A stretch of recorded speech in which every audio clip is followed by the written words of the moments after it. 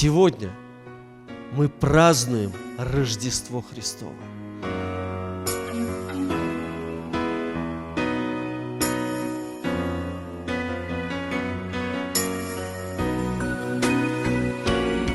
Это праздник, который не на один день в году. Это праздник, который на каждый день.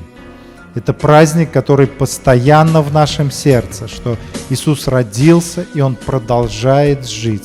Он продолжает быть с нами, Он продолжает быть нашим царем, Он продолжает быть нашим Спасителем.